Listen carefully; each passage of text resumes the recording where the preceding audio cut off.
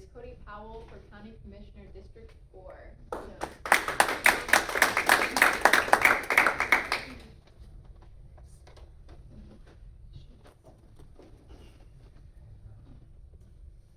Hello everyone, my name is Cody Powell, as you heard, and I am running for County Commissioner for District 4. For those who have not heard me speak or had an opportunity to meet with me, I do have a background in planning. I was a planning commissioner from 2018 to 2022. How I got into that was actually, I have a real estate background. My mom and I, we have a real estate company here in the Brandon area. We've been in business since 2009. We decided to get into real estate at just, wonderful time. We just were able to, bootstrap, and through that process, of working with folks who were just, struggling, I learned so much. I was sleeping on a floor, for myself for probably 8 or 9 months, until we were able to, make sure we had funds, saved up so I could go get myself like my own apartment. So I come from that business, background and that business mindset. I know what it's like to make payroll, and I know what it's like to, have to balance budget, and things like that. So fast track, why am I running? And I had an opportunity to sit on the Land Use Appeals Board back in, I think it was about like 2017. And we had a specific case come before us where a young man paid a contractor to build a house for him. He was, getting into the process, and this is, had been going on for a while. And long story short, the contractor built the house a little too high, right? There was a second or third level, and it was, I think, 2 or 3 feet. And there was a neighbor who complained, and then, code enforcement came out, and then like, oh, you have to do this, you gotta go through the variance board and all that. And then of course, he gets denied, and so then he makes an appeal, to us, and we come and we hear this story. And, yes, I do believe, in the letter of the law, but sometimes you gotta have common sense, right? The local government is here to not hard time someone. It should be able to figure out how to work, with the citizens, especially, when it's, something that's an honest mistake. And this guy was just so distraught. He was just, it's like, listen, I'm gonna go bankrupt. Like, if I don't, my loan's gonna get called. I'm not gonna be able to, get out of this, and, I'm gonna be in financial hole. So all my members on my board, they were saying, well, hands are tied, we can't do anything about it. And I just had the foresight to be the last one to speak, and I listened to everybody, and I said, well, we actually have the actual power. We're quasi-judicial. We overrule the hearing master if we think, it's appropriate.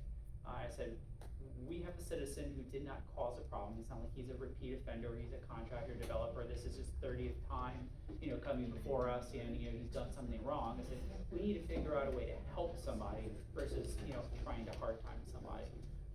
And then, long story short, the other members are like, yeah, that's great, and we were able to, get his request, approved. You could just see the weight was just lifted off of him, and this was, a constituent that was, loving local government, on this particular day. Now, a lot of people can say that local government, does something, for the citizens. So then I fell in love, like, with policy, and you have to be, I think, a lover of policy and the comp plan and land development code.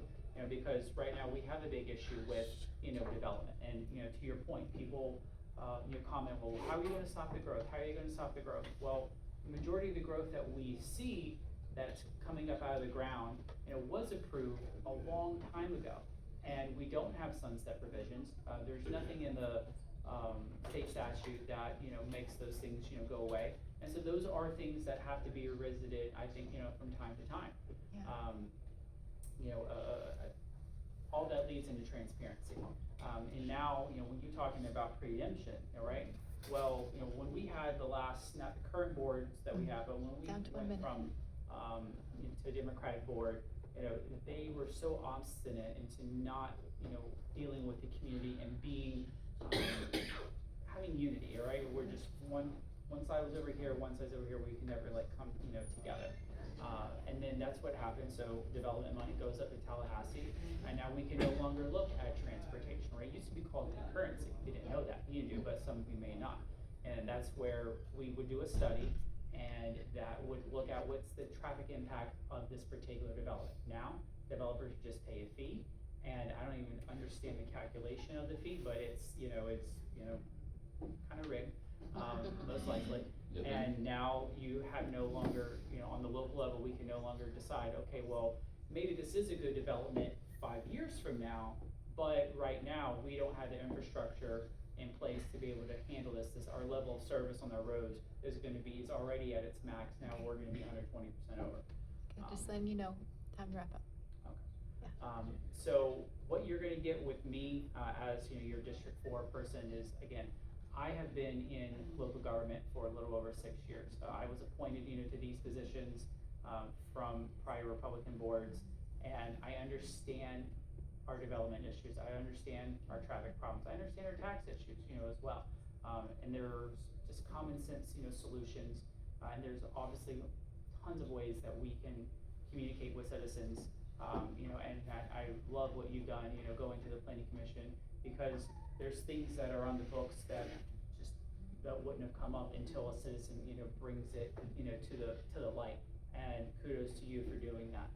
Because now there will be, new policies that will be put in place.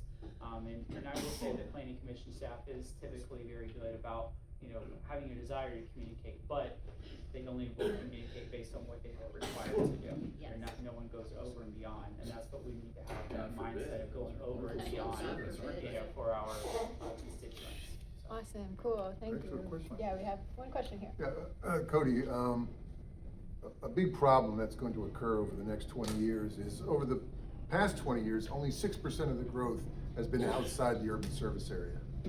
Going forward, the estimate is 27%. Well, there's no infrastructure, there's no roads, there's nothing out there.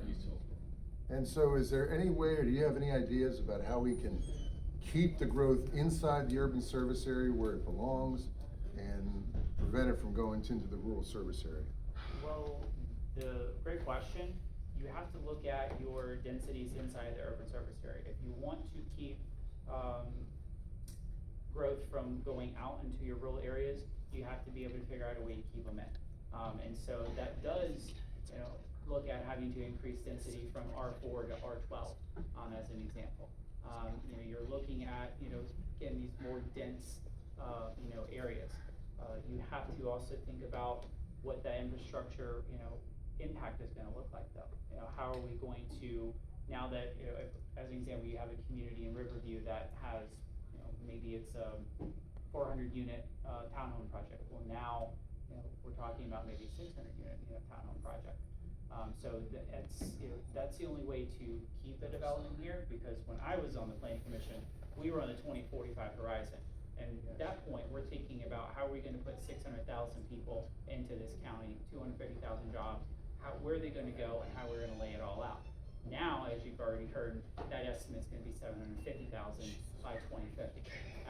We can't really stop them from coming, and I don't blame them from coming. We have a wonderful county, and we're well positioned, in this area. So we just have to do a better job of planning. I mean, we're not defying the laws of physics, therefore it's just an engineering problem, right? So it's just a matter of working with, the top people in those positions to figure out how we can move people around safely and efficiently, and, supporting those services.